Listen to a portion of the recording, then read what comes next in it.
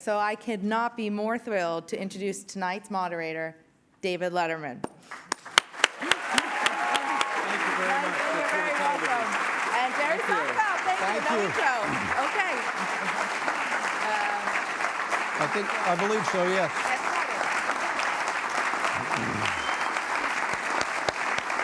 Thank you.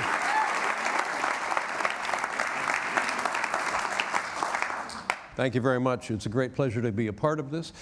And I must apologize, I was nearly tardy.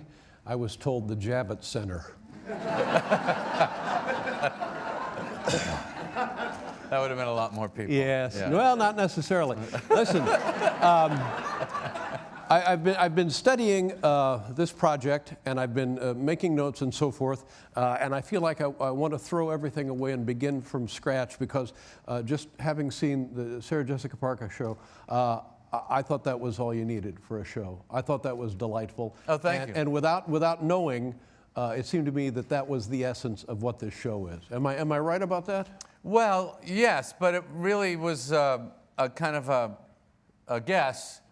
I mean, I really couldn't imagine when I thought of the idea that could be a show. Mm-hmm. That, first of all, that you would get enough stuff so that you could make it, long enough to be worth watching. But that was where the internet, the show happening at the time that it did, and the internet and being able to watch things streaming, and if it, a few years ago, I never could have done it.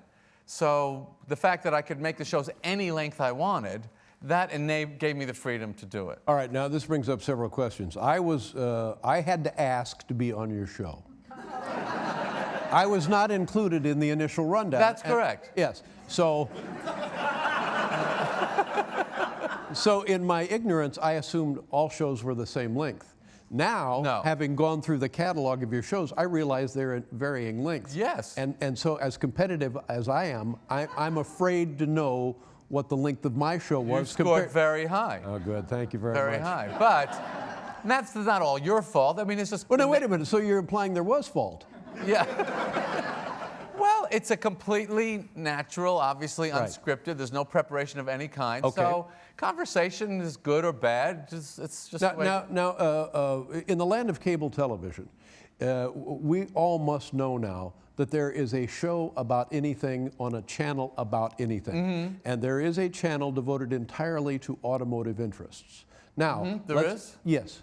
You're not aware of this? Cars.tv or whatever, what is it? It's called Velocity. Oh, Velocity, okay. Are you familiar with it? Well, I guess not. I'm not, no. So you're telling me that if you wanted to pick up the phone tomorrow and say, what do you think? Would you be interested in carrying comedians in cars getting coffee? Are you my agent? I mean, this is, the idea of the show, honestly, was to try and create something that fit a whole new medium. Right. I really was thinking, what would be a good TV show for a phone? That was really where I started. Right. And I thought this would be fun for a phone, because you don't have to follow a story. But also, your premise was that this is the kind of show that could never be listened to in a pitch form at a traditional network. Yes, and now I'm telling you, there exists a network that would welcome this show. Well, let's get into figures then. What are we talking about? I don't know. So the other question is, to me, and I thought about this, could we have done the show without cars? Could it be just comedians getting coffee? No. Comedians playing cards getting coffee? No. Comedians fishing getting coffee? No. Has to be cars. And these are just my theories. They're personal. I don't know if they hold water, but these are my theories. I think part of what makes the show watchable is it's moving. Mm-hmm. There's an energy. Right. When you have no narrative drive, you're not telling a story. No one's waiting to see what happens. We know they're going to get coffee. That's the only story. Right. You need a kinetic energy. So it was like take a talk show and make it move and make it outside, and then maybe you could sit through the 11, 12 minutes, whatever it is. What was mine? Yours was the maximum we've ever done at that time. I think it was over 20. No, it was 18. Yeah. Yeah.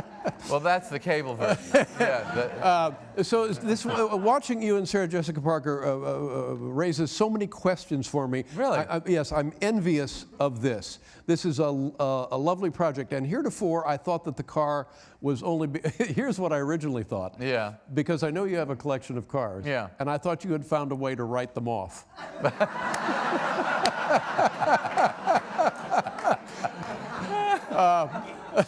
I don't think the public would frown on that at all. That's just fine.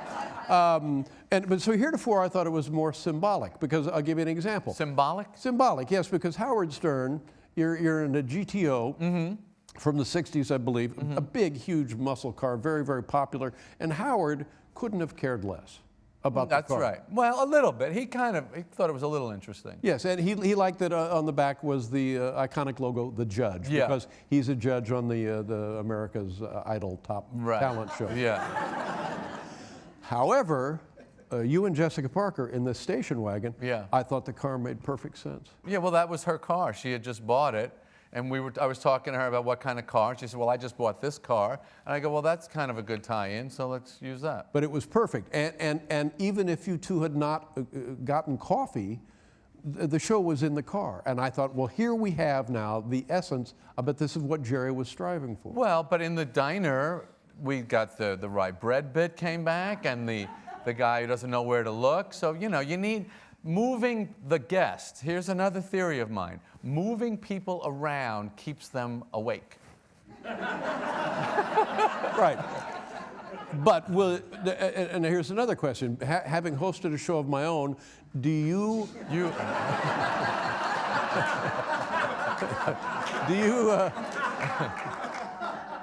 are you looking for the personality as a guest to be the dominant influence, or do you want to be the dominant influence, or do you want to be equal? It doesn't matter. As long as I can engage with the person. It's really amazing to me that you, who are probably even crankier than me, are able to engage. You're able to engage with almost anybody. I don't have that breadth of interactive ability. I pretty much engage with funny people or weird people or, kind of off people. Anybody who's a little normal, even just like, let's say, a normal actor or actress, I'm lost. I got nothing. I'm not curious. I'm not interested. You got a show. I don't care. I couldn't even described fake 30 years of my life.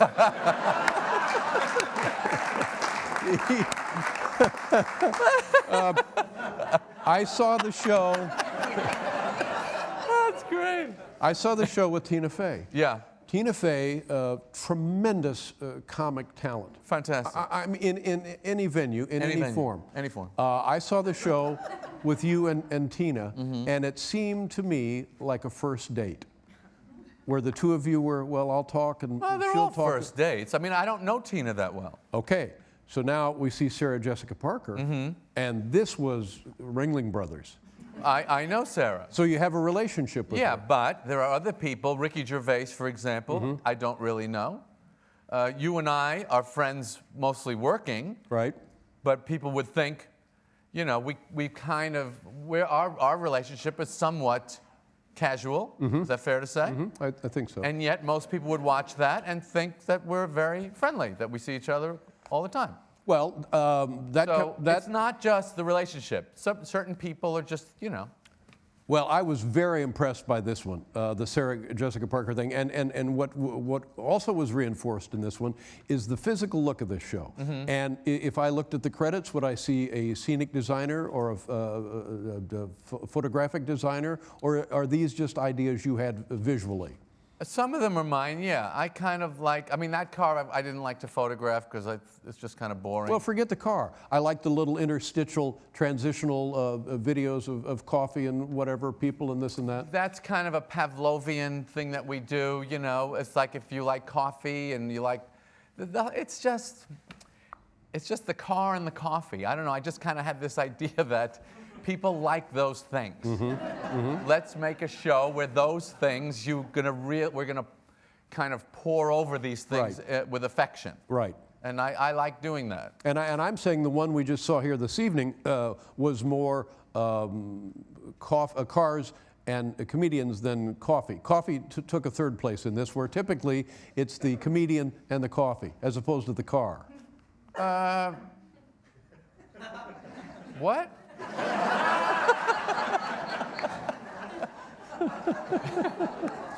Do you, like when we did our show, or I did your show, how much video did we shoot? We did quite a while. We may have done almost 3.5 hours. Is that typical? Yeah, that's typical. It seems to work. It's really weird. It seems to give me just enough. And I brought a thing, if I may, to show what, like the actual moment feels like and what we make it into. So this is raw material? Yeah, just completely raw, like 60 seconds. I think the first one is me and Bob Einstein. What really happened, because none of this is in the rhythm and the pace and the feeling. Right. So I wanted to show you a little bit about, what we're making out of the raw material. So I brought the raw material and the finished product. Okay, and by the way, Bob Einstein, to my tastes, a tremendous choice for this. Maybe on the esoteric side, but nonetheless, here's a guy is just one of those guys. Well, yeah, a lot going on. Yeah. A lot going on. Okay, let's, where do we take a look at it here? Yeah, can we roll that?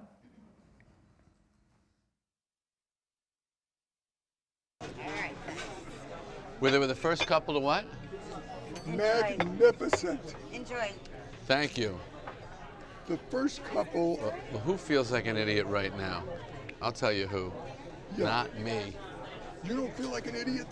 You do. Why? Because look at the crap you got and look at the authentic. Apparently, I'm at my restaurant.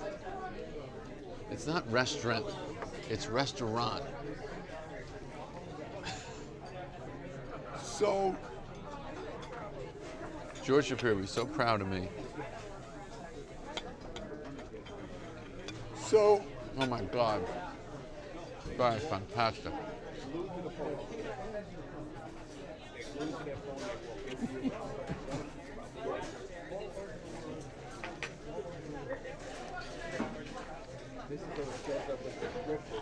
Please don't take your teeth out again. Watch them in the coffee and then put them back in. Please don't do that. and I did it all for this, and all for this game, this whatever it is. I had my teeth taken out.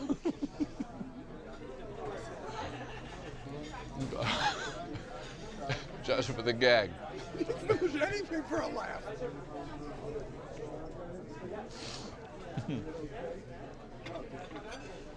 So, Oh, that is so good. you won on this one. Yeah, you went. How good is that? Please take half. No. No. If it's the last thing you do, we can be like Larry David. No, I'm gonna just try this.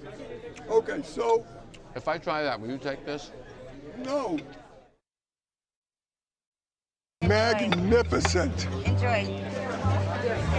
Oh my God, that is fantastic. Please don't take your teeth out again. That is so good. You won on this one. How good is that? Please take half. No. It's the last thing you do. If I try that, will you take this? No. All right, what do you want, a bite? Like, give me that half. You gonna take the whole half? I'm just gonna take a bite and I'll give No, it back I'll to you. cut it up and give You're it to putting you. your hands all over everything. It's Goddamn disgusting. right I am. Well, you were gonna put your hands on my sandwich. Here, touch my Oh, fork. now you're touching it again. I'm very clean. We're having a horrible day. People are funny here, aren't they? Oh yeah, and here is where you get the blowing of the nose after the meal. A complete head clear. It's usually this. Bing, wow, wow, wow, wow, and then it's this. Seegi, yeegi, yeegi. Yeah, wow. Well, there you go.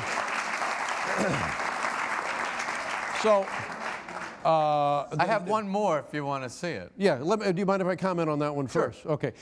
If that were me, the first one that we saw, the raw footage, at some point, I would have done this. I would have wiped my mouth, and I would have said, Bob, excuse me for a second, and I would have walked over to someone with the show, and I would have said, this is not working. Right. Right. How do you know to hang in and keep going? I didn't. When I did the first 10 shows, which is why I didn't invite you, by the way, because I didn't know or think that it would work. I was really a pure, just kind of a home garage experiment. It was a pure experiment. And now that people have seen the show, your guests, do they know more about what is expected of them? Yeah. Yeah, that makes them nervous because you watch the edited and you think, well, gee, I can't be that funny. That's But of right. course, nobody can. Yeah. It's when you compress it and put music and the little tricks that All we right, do. what's the next The one? we're next gonna one do? is me and Sarah Silverman in a donut shop. Sarah Silverman and Donut Shop. Yeah. And by the way, this is not hard to look. No, at the not at all. show. This is about like I watch at home.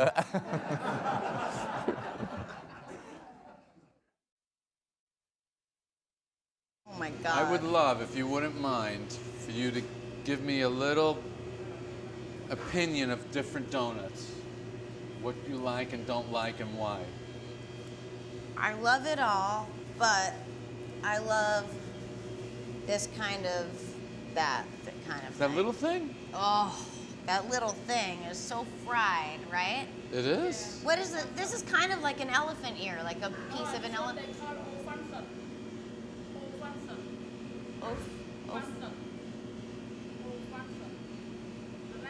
Ofanson? Ofanson? Mm-hmm. Sure, I knew that. So good. But it's kind of like an elephant ear, but just a little piece. They got some madness going on here, don't they? Yeah. What's the light colored Oh. chocolate? And look, and there's another one back there. With a black coffee, and that is probably amazing. And what are these? I don't even Don't get me even. started. Let's not It even. doesn't look like Come on. We anything don't- on my body that's facing the ground. What about these fellas here? Honestly, my favorite thing here would be this. arugula? Sarah, what about this thing? Looks like a spice cake or something. We want to get some scratch-off lottery ticket. We want the $5. Oh! I don't know. I don't understand. If I get 2 words or 3 words, I get money. 7 words. My brain is already shut down. There you go. So it's remarkable. The editing process takes how long per show, an average? Few weeks. And do you have in your mind as you're shooting a script that forms? Nope. It forms as you're watching it. I'll tell you one of the most amazing things, just as long as we're sitting here. Did you see the Sarah Jessica thing where she was talking about Harry Chapin, which just came up, that her mother would listen to that music. Right. And then I mentioned, well, he died on this road we're on, and then she does the Cat's Cradle with the string, which was the song we were talking about. Now, those are obviously that's not planned. No. But those kinds of things, you have to see them and then go, oh, wait a minute, that we got something there. Right. And then you juxtapose them and hope that the audience kind of catches on. Right, and good for you, and God bless you, because those things don't always happen. No. And the only thing close to that in the first clip was Bob Einstein's hairpiece. Yeah. So, That is a show business secret, Dave, that I'm no sorry. one is supposed to know. Good, at least it's not going anywhere. But I do find it remarkable, and the music, for God's sakes, the music makes it seem like here we are, Sarah Silverman and myself, and we're enjoying picking out pastries. for Yeah, it's heaven's all a sake. trick. Yeah, Yeah. And so versus your old show, Seinfeld.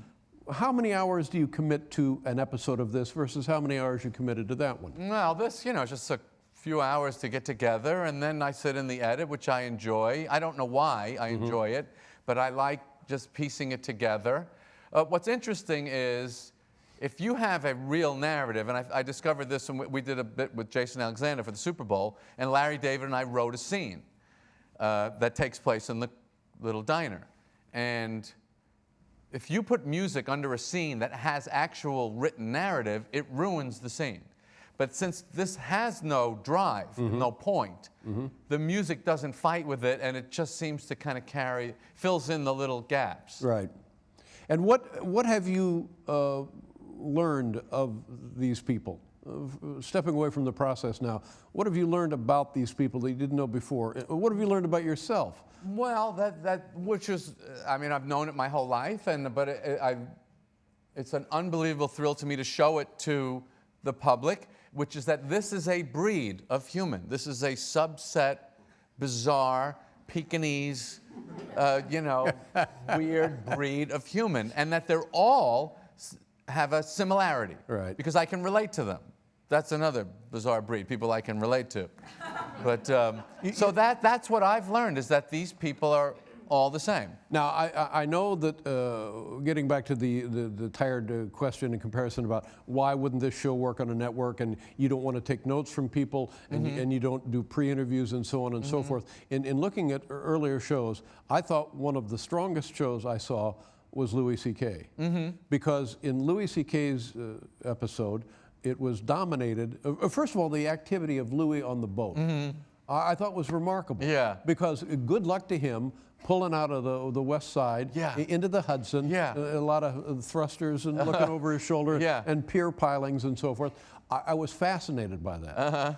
And then when you get to where you guys drop anchor, and then he tells the story about getting the thing stuck. I found that fascinating. And there was very little discussion about comedy, and you're like me, we're both subhuman, or whatever it was you said.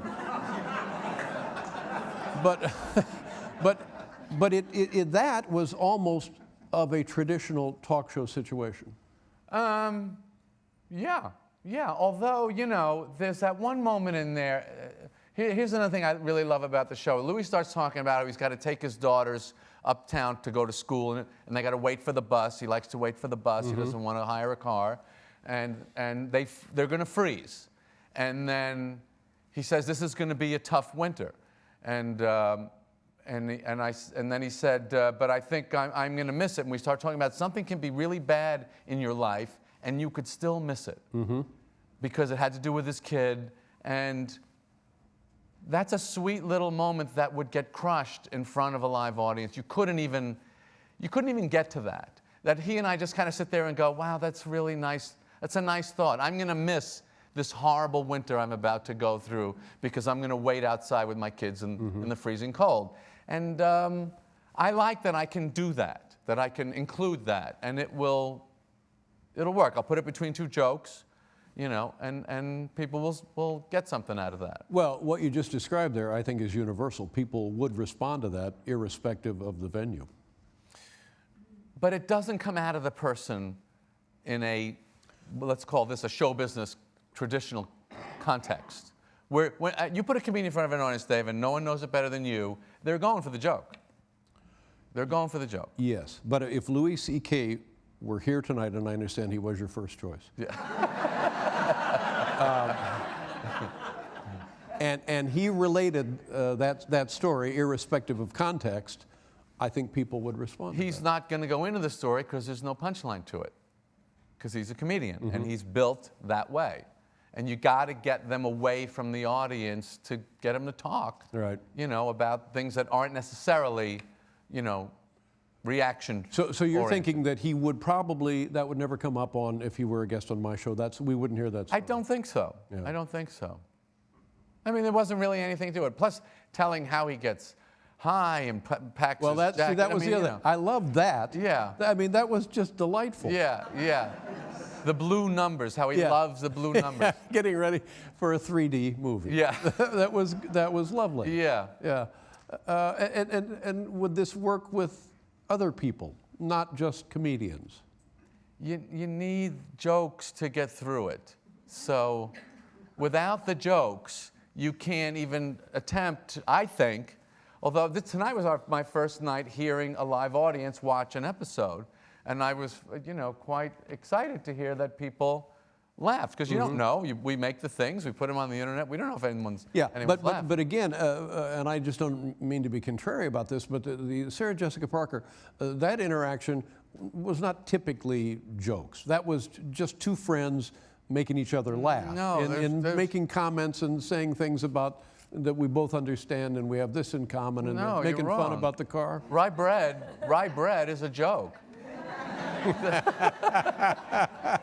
In this show, that's a joke. Right, We Brett. consider that a Yeah. joke. Now, you said earlier that when you had the idea for the show, you wanted to make a show for a phone. Mm-hmm. Now, is that typically how people watch this show now? It isn't. No, it isn't. They watch it at work when they're supposed to be working.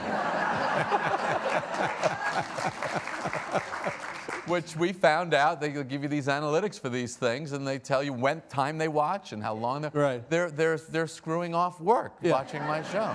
And is this an internet? Are you a true pioneer here? Is this an internet success? Is this a one of a kind, and we will now see more like this? Is this different than Funny or Die? How is it different from that? Well, in Funny or Die, they say funny or die, and yet no one dies. So that's your complaint about that. That's my complaint about that. But, well, I'll tell you, the thing that I'm proud of is that I met with that top Facebook guy, the top YouTube lady, the top, CAA, the head of the digital thing of CAA. This is the genius who sees the future that you can't even comprehend. Right. Okay? And before I started this, and they said, they listen and they go, yeah, maybe, might be a show. They say, but you can't make it longer than 5 minutes. If you make it longer than 5 minutes, the audience is going to be gone. And that I ignored that and made it what I thought the people would listen to. Just a gamble, just a guess, and that we did exceed that 5 minutes. They said 5 minutes is the internet firewall. You can't go past it.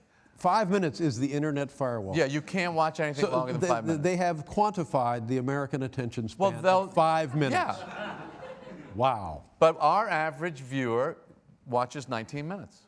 See, I'm fascinated, first of all, because I've made a living in comedy, and because I also love cars. Where does the love of your cars come from? We learned in the thing that you had to make a choice between motorcycles, which I never knew that you rode motorcycles, and automobiles. I think you made the right choice, by the way.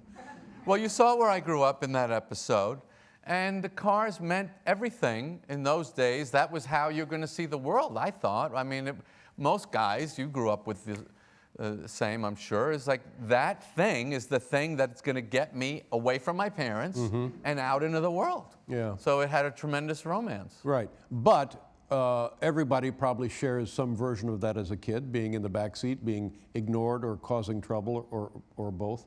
But you pursued it beyond just fond memories of the car. Yes, I'm obsessed with cars, and I don't really know why.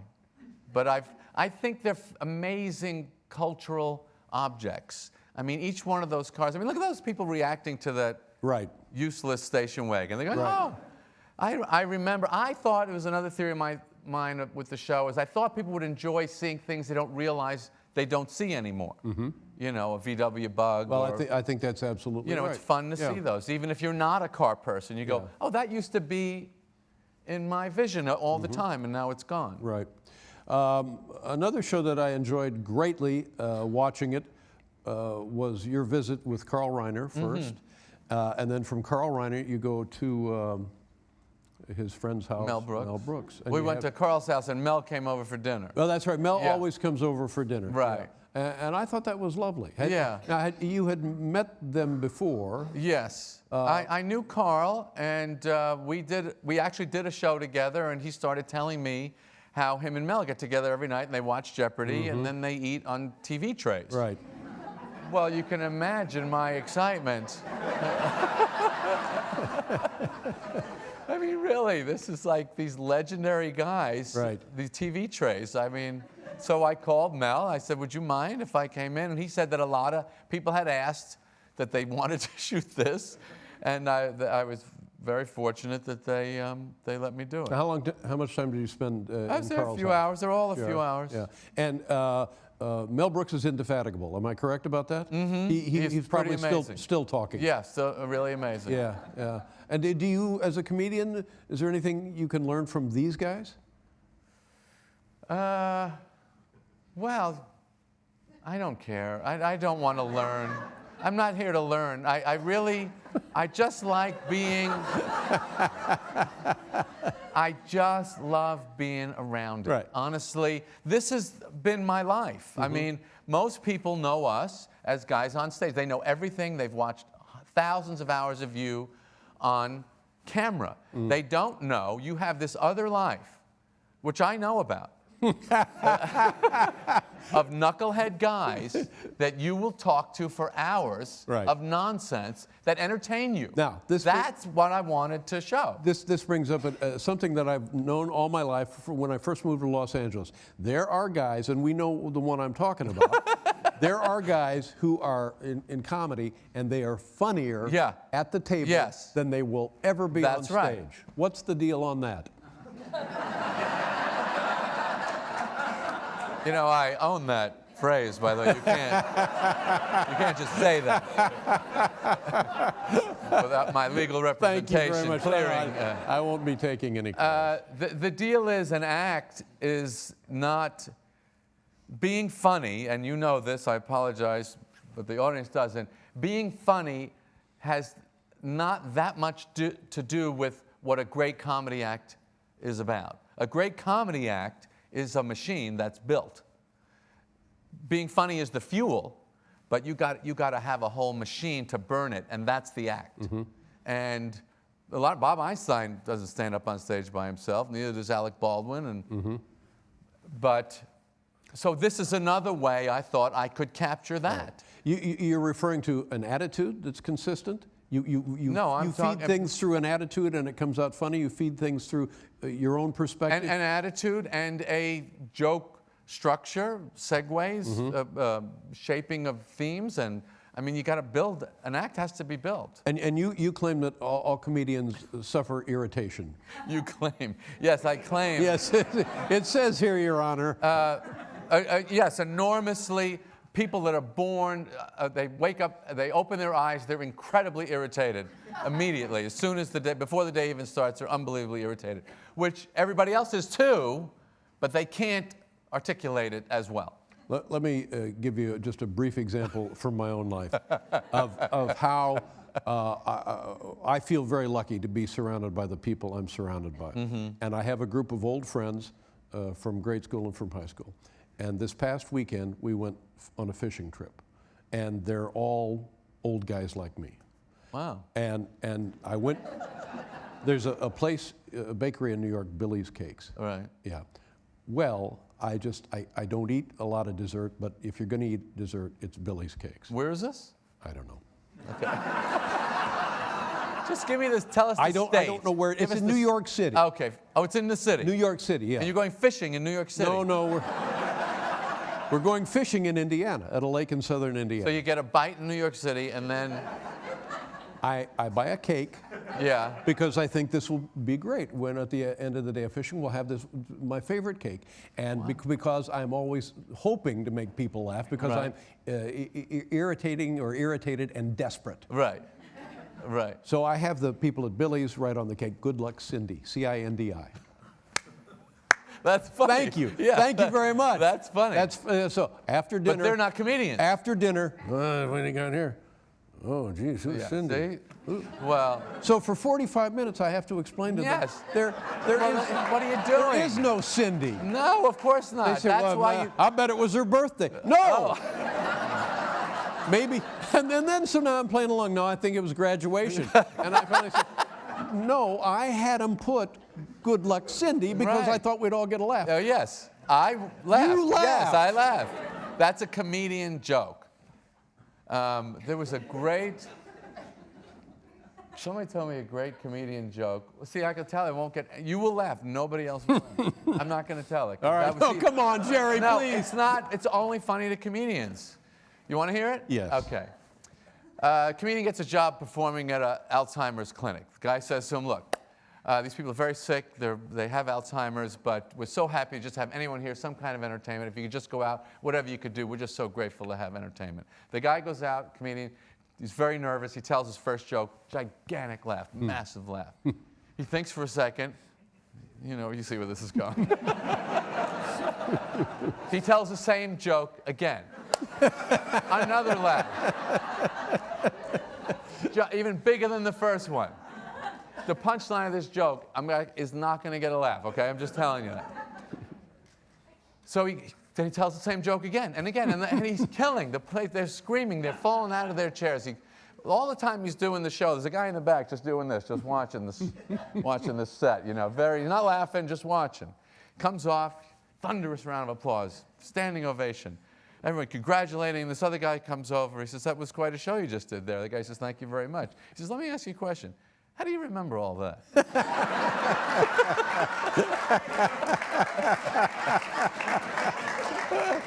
Very good. I'm surprised. Okay, I'm surprised you like that because only comedians know, for some reason, this is the big question that a regular person will ask you after a show. How do you remember it? Well, that's right. I don't know why they ask that. Yeah, that's you right. don't have anything else to remember. The guest that I read that you would like and have asked to be on the show and has not been on the show is Woody Allen. Well, yeah, I did ask Woody Allen, and he said he was going to think about it. I don't know if he's seen it or has any idea of what it would be, or if he would want to do something like that. But so you would not? There would not be a follow-up call. You're just sort of waiting. No, I'm not. I don't like to bother people. Yeah, yeah. But you really were the biggest get. Stop! That can't be possible. The fact that you did the show really made it something that people started to pay attention to, and I'm very grateful to you for that. Thank you. That's very sweet of you. Yeah. But and here another true story from my own life. I was so happy then that it was cars getting comedians and coffee or whatever. Whatever it is. Because I thought I will. This will be my crutch, the car. I will yak about this car until Jerry decides it's time to pack up his items and go home. But that didn't happen. Well, there's a great pressure, to be honest with you. But there really isn't. It's because you're watching the edited version, which is not real. Nobody acts like that for 13 minutes. Right. But I'll bet you the ratio was, your strike rate was higher with Sarah Jessica Parker than it was with me. I don't know, Dave. But, I mean, you've done 30 years of television. Your strike rate's pretty good. Yeah. How do I remember all that? And how many seasons of this will you do? I'm going to do a couple more years they booked, which is not that much. It's 6. I do 12 a year, and I really enjoy doing them, and I just can't believe people are enjoying them. No, I'm very envious of this. Oh, thank you. Because recently I announced my retirement, and my friends keep telling me, well, what will you do in retirement? And the answer that I have coalesced now in my head is, I'm going to look for a job. And this is tremendous. I can think, this must be, and forgive me for assuming things that you may never have thought about, but I think this would be as satisfying as Seinfeld. That's really... Don't you think it is? That's even more over the top than what I just said about you. No, Dave, no.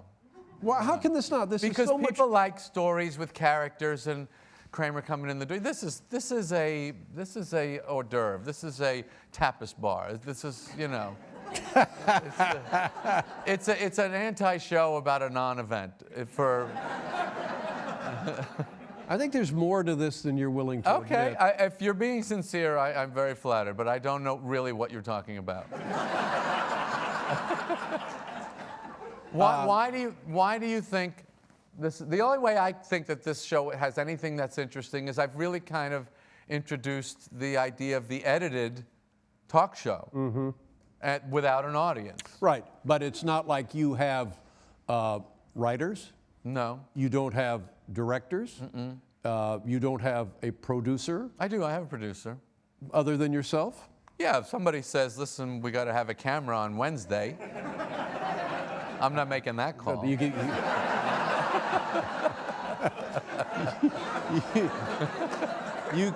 could get a temp to do that. Yeah. We have amazing people working on this show. Who goes with you into editing? Excuse me? I say, who goes with you into editing? I have the editor. I have my producer, Dennis, and Tammy, and the four of us sit there, and I watch the whole. Here's the hardest part of the show: is Watching I've all got to the watch footage. the entire Right. day again. It's very Groundhog Day. Yeah. And because there's always some little thing in there that, you know. Shows that have been on the Crackle. Whatever happened to Snap and Pop? Are they still in the business? No, we bought them out. Bought them yeah. out. Yeah. I can't watch my own show.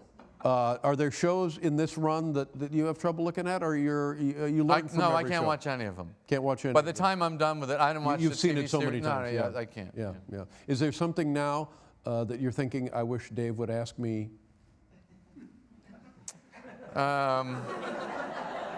You can ask me, why did you have no interest in taking over my show? All right. Is that a good question? All right. And by the way, why not? We can still make that happen. That other thing isn't, the ink hasn't dried on that other thing. No. Would you do I mean, now that you have this, this is all you want. This is all I would want. That's nice. That makes I me remember feel so good. I said to you early on, I said, what about this? And I was serious. Comedians on horseback getting coffee. Yeah.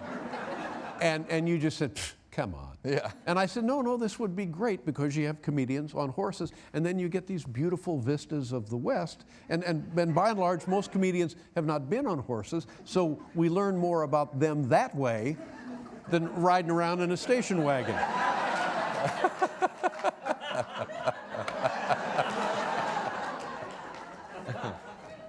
But you wouldn't need to do, if it weren't for this, would you have considered taking my job? No. First of all, you're such a... Oh, stop it. Okay, but I wanted to try and do something that I thought, you know, was kind of... I love the idea of this new medium. I love the idea of a new concept. It made me want to do a little work, you know, which normally you don't want to do if you don't have to. Right. But you still work quite actively doing stand-up? Yes, I love doing that. Two nights a week is about what you do? Yeah, about... And what are the parameters of that? Do you have a travel limit? Like I'll go to the West Coast and then I'll do something a little I'll closer? go anywhere, but I don't want to do more than 2 nights in the week because I like to get home. Get home with the like kids to and be the home, family? yeah. I understand that, yeah. And do the kids enjoy the... I don't know if they've seen it, actually. Have they seen it, sweetie? Not really. I catch them watching the TV series once in a while, and that's a bizarre moment.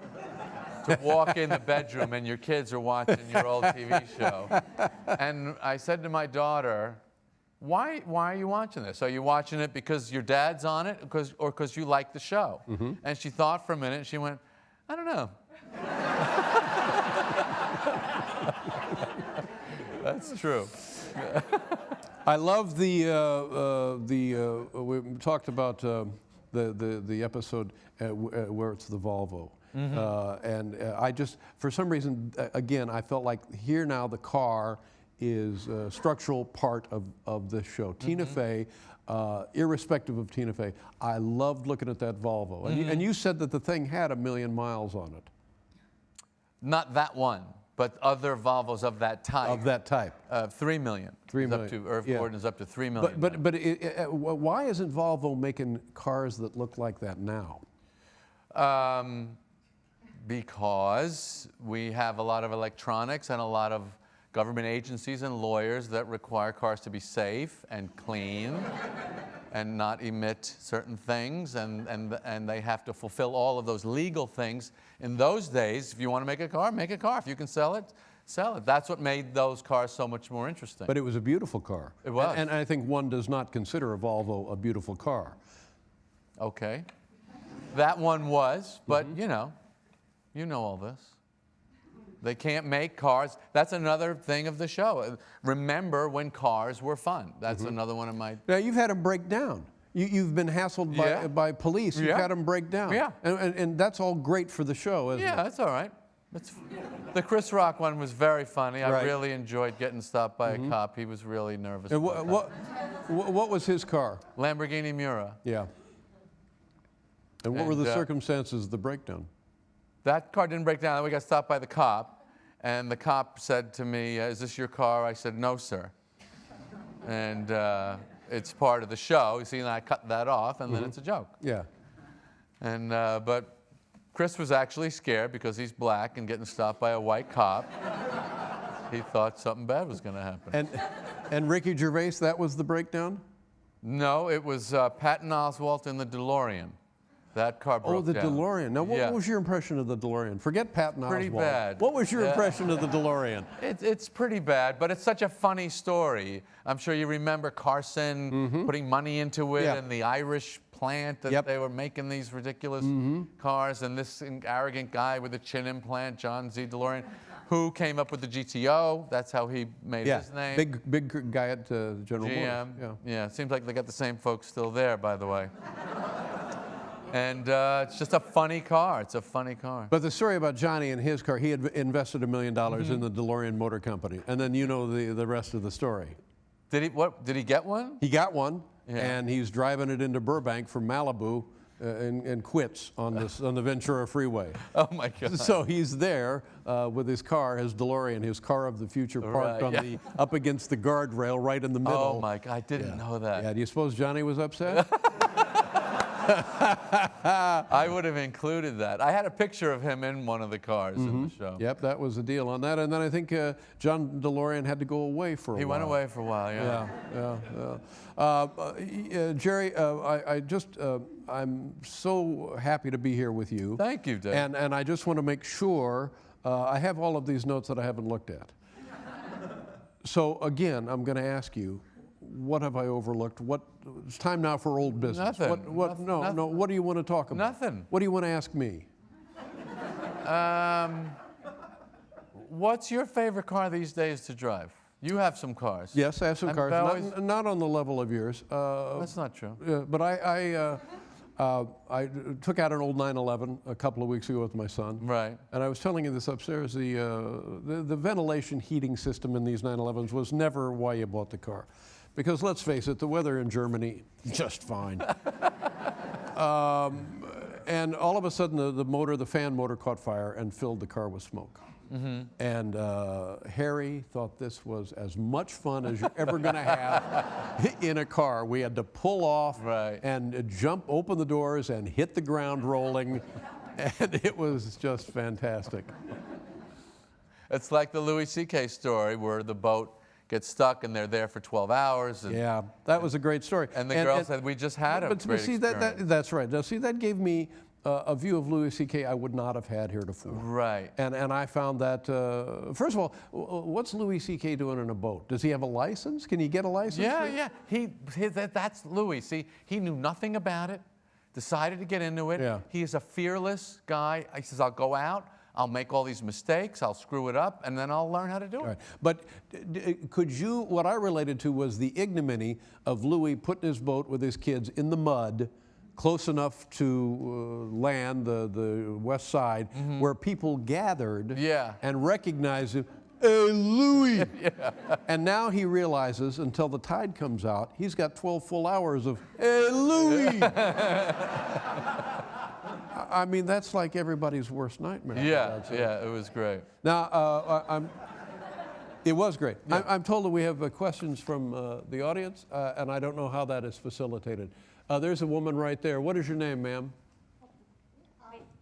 Okay, we'll give you the microphone. By the way, you can keep the microphones when we're done. Thank you so much. What is your name? That's very sweet. Eileen. Eileen, all right. Hi. My question for Jerry is, you're singing the theme song now. Oh, that was yeah. fantastic. What did you think of that? That was great, and I Really? just thought, this show can't get any better, and then he comes on singing the damn theme song, and there was never did you write the words of the theme Yeah, song? I wrote it. Oh, my God, well, there you go. Well, I thought that the show looked like a 60s sitcom, so that was the idea of that joke. But it doesn't look like a 60s sitcom. Well, I thought with the old Ford and she and I looked like a married couple in Levittown. The music was very 60s sitcom-y. Well, I thought it was a great touch. I just, like I said, I liked the look of it, and I thought this was the perfect addition to what was already there. Oh, I'm so glad. Eileen, do you have any other questions? What did you want to know, dear? Sorry? What did you want to know? I wanted to know a little bit about why you decided to do the theme song. Oh, why which I you- sang which you- the song? With you answered. Well, you know, this is the reason I'm not doing other things, is because I don't have to ask anybody about anything. I Is this You the first can time just that do you? anything you want. It's the internet. You Is can this just the do first it. time you're singing in public? Is this? No, I've sang before. I have sang before. Eileen, is there anything you'd like to sing? God bless you, and I know you're lying. Thank you. But Louis C.K. is very proud of his relationship with FX because he Yes, well, doesn't. that's pretty cool, yeah. So why not you somewhere else now? Oh, with this thing? Yeah. Oh, I don't know. Who knows? Who cares? Okay. Yeah. Yes, sir. Right there in the hoodie. You could talk. I'm sure we could hear you. Yeah. Hi there. So hearing your that name? you have to, I'm Justin. I actually was your intern in 2002. Who, Dave? Yeah, Intern where? at the Late Show. Oh. He remembers me well. Do you? I mean, yeah.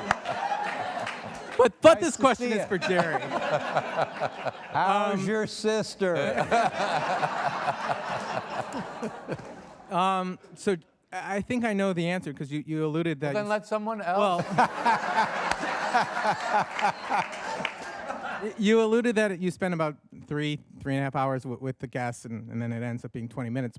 But is that the reason why Regis hasn't been on your show yet? So you got a little of that going yourself. that you're working on. In all seriousness, Regis would be incredible, I think. Okay. Let's make it happen. That's a good question. Not strictly speaking a comedian, but would he be considered? I don't think so. No. No, of course. I love Regis. I could pick anyone at any time. I don't put a lot of thought into it. I love Regis. I've loved being on his show. He is a very funny guy. But I'm really still kind of in the pure comedy world of, there's a lot of people I still want to get to, like, and Jon Stewart and Bill Burr and Jimmy Fallon and people like that are, What about, like, you tell me a little bit about your time with Don Rickles. Because I look at Don Rickles, and I don't mean to be saying something here that is inappropriate, but when Don passes away, and forgive me for invoking that, but it's likely, to me, that's the end of something special, something that when I was a kid, you could see every night on The Tonight Show. You could see some version of that. You could see Don Rickles, you could see Dean Martin, you could see all of these guys that represented a form of show business or a style of show business that I think is long gone. Yeah, so I was really very excited to get him on the show because he is one of those guys from that era that we watched that made us get interested in the whole profession. So, and he's pretty amazing. There's not many guys at that point that still have the juice that he has. He was so fun to have on the show. Right, yeah, good. All right, and someone else? Yes, ma'am, right there. I have two questions for you. The first is it okay to take a photo with you later? Is that okay? I'm going to answer the second one first. Go ahead.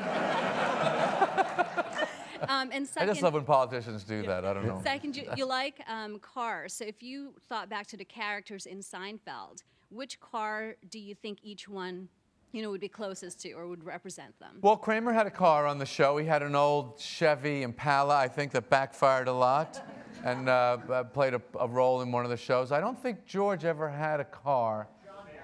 Oh, John Voight's LeBaron. That's right. Thank you, Bill. He did. Yeah, so that solves that. I had a Saab. That just leaves a lane. So 3 out of 4 did have cars. So that question is answered, and the other one is no. No, sure you can. Sure. The man 3/4 of the way back in the plaid shirt. So we live in Astoria, right by where you and Howard went. Yes. The diner. And I'm curious, do you guys walk around and look at that, supermarket and say, we're going to walk in there? Or do you get a lay of the land before? Like, how does that happen? Because that was a great, you guys did that.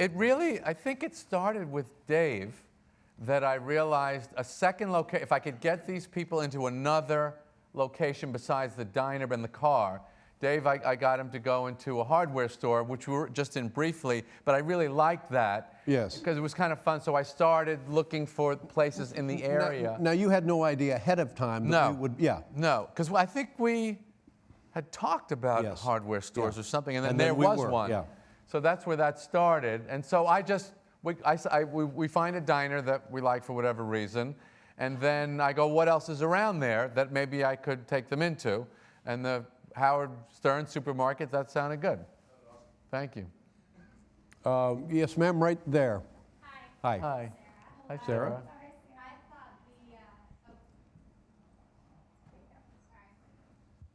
I thought the Acura product break was very well done. Oh, thank you. And it didn't compromise the show in any way. It was Thank almost you. enjoyable. So I'm just wondering what the process is like with the advertiser and how you decide what the integration will be. Well, when we made the deal with Acura, which is what enabled the show, after I did the 10, it was over. I wasn't going to do any more because I couldn't actually get a company to step up and go, okay, we'll pay the amount of money it takes to do this, and with some little profit to make it, worth all the time, and except for Acura. So the guy there, Mike Acavidi, who believed in me and believed in the show, kind of took that risk with us. And one of the deal points is we have to include our products in the show. And I said to him, do you mind if I make it funny as part of the show? And he said no. And so those are product placements that are in movies and TV shows now, but you're supposed to not notice them. So we thought, well, why don't we make a fuss about it? Why don't we make it really lame? And, This is the part of this I really, really admired when you say, where's our product placement car? And I thought, great, this is... Because you're supposed to be very smooth about that. I thought that was lovely. Oh, thank you. Yeah. So I just kind of think of, in an episode with Jon Stewart, the car tries to run us over, the product placement. So, and I kind of like that. I like that because this is something that's kind of part of TV now, and movies to a certain extent. So we thought, well, let's do something with it instead of just having something forced upon us. That's a simple, small idea, but I think it's tremendous. I think that's a great idea. Thanks. And if you don't mind, let me ask you another question. Do you get initial viewers when the thing is first downloaded? And then what is your recidivism, if that's the correct word, on the viewing? It is if you're a prisoner, but not... the fact of the matter is, from what... because the meetings about the analytics of the show are unbelievably fascinating if you like statistics and viewing habits and how the public is changing what it does. Yes. The thing I said about people watching at work is true. That's what they do. With this show, we have seasons, and I was saying this to Tom Keeney the other day in the meeting. I said, do you think the audience has any idea that we have seasons and that the show comes on and then goes away? He said, no, they have no idea. They just have heard about the thing, it's on the internet, and they watch it whenever they feel like it. Does it, and maybe you don't have this information, maybe you don't care about this information, does it seem to be name-driven, or is it just Jerry Seinfeld with the cars and the comedians and the coffee? There are a few names that bump it a little bit, as you know, on your show. Mostly they're watching the show. Yep. That's been another very encouraging thing. A lot of people they don't know, they watch the show, and that made me think, oh, they like the show. Right. Is it work to find this show? Like for me, I'm 67. If I wanted to find this show... Can you spell comedians? If you can spell it and type it, comes right up. It comes right up. Well, I did. I looked at a lot of episodes on my own. On your own? On my own. Nobody helped you? Nobody helped me. But I'm just saying, in the vast universe, the vast galaxy, it's easy enough to find. It's a website address. Okay. Thank you, Grandpa. Okay. Yeah. Yes, all the way in the back. Well, don't stand up. Just wondering what your first car was, or your first... I was just wondering for both of you, what was your first car, or... Not the pickup? First car you really loved? That's the two great questions that I would like to know the answer to. Your first car and the first car that you really loved. My first car was a, well, you go first. Mine was a 73 Fiat 128, and I was madly in love with it because nobody in Long Island had European cars, and that I had, you know, front-wheel drive and a rack and pinion steering. I thought I was the coolest thing. It wasn't fast, but I thought that was cool. How old were you? I was 20. It's a pretty good choice for a kid. Well, I was reading the magazines. Yeah. You know. Yeah. I wanted that My stuff. first car was just a rusted-out Volkswagen Bug Beetle, Really? and it had a crank, and the thing would, the roof would go back, and it finally quit. And the first car that I really loved was a BMW 320i. Oh, I remember that one, the black one. Yes, and it handled the way a car is supposed to handle. It was pretty much neutral, a little low on power, and it's gone. How about you? What was your first car? A BMW 2002. Nice Oh, that's ride? a great car. 1974, yeah. Yeah. That's my favorite. Who wants BMW. Jerry to buy him a car? I can do it. Yes, sir. Hi, I'm Joe. To that Joe. exact point, you could buy the car. So could you afford if you didn't love doing this so much, would the show be able to pay your salary or your guests? Because the guests go on late night for promotion and so forth. The guests go on for promotion. Like Sarah Jessica Parker and the guests that you get are doing it as a favor. Yeah. You most. Well, now they kind of see that I'm going to take good care of them in terms of I'm going to make them look good. You know, no one's anything weird. I would never run, so I want so people feel free. But could they afford me? I mean, could someone pay? Well, sure. There is a guest payment. There is guest payment, yeah. Dave refused it. But it's not a big money thing, but I did feel like I wanted it to work as a business, because that to me was,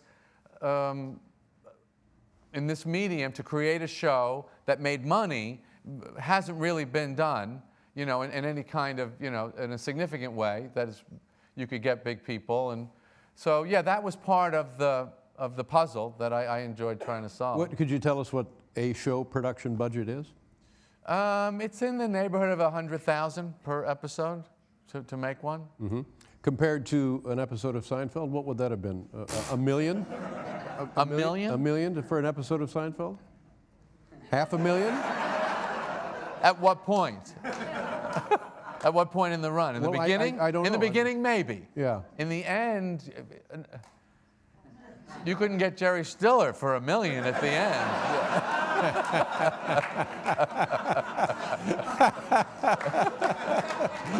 It was a very popular show. Well,